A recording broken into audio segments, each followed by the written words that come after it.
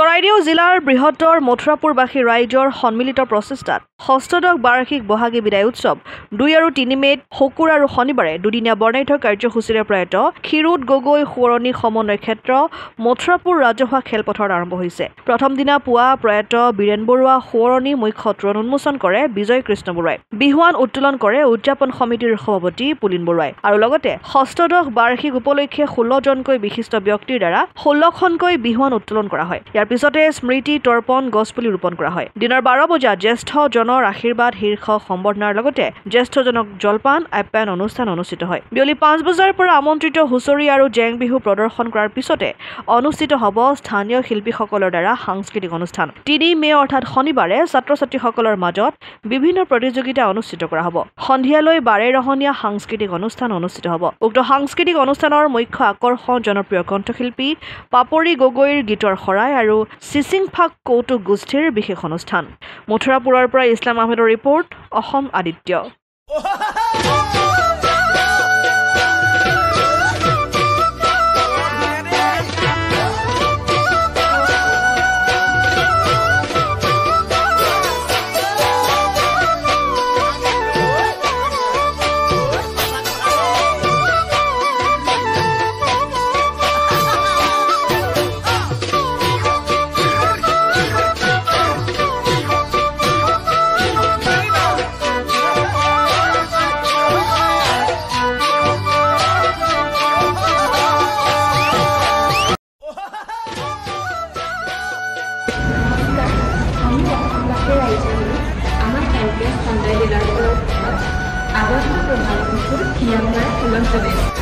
আপোনালোকৰ বিহু লাগিছে নাই? আমাৰ কিন্তু ডিলাৰত লাগিছে।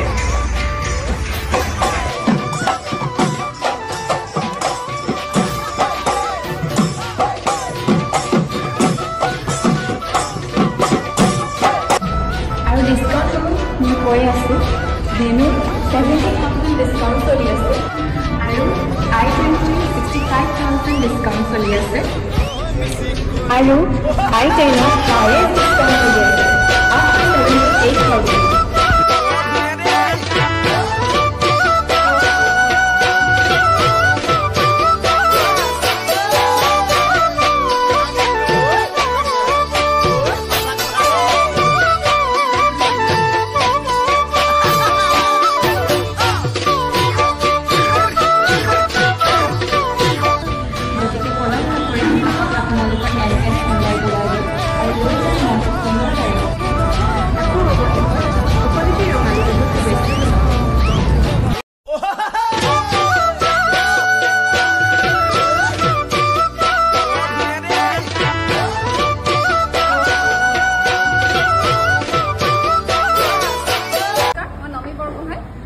অসমবাসী ৰাইজক NKS হিৰো ডিব্ৰুগড় তৰফৰ আগন্তুক ৰঙালী বিহু বিয়া হোৱাৰ শুভেচ্ছা জ্ঞাপন কৰিলোঁ। ঘৰলৈ আপোনালোকে কিবা নতুন বস্তু অনাৰ কথা ভাবিছে নেকি?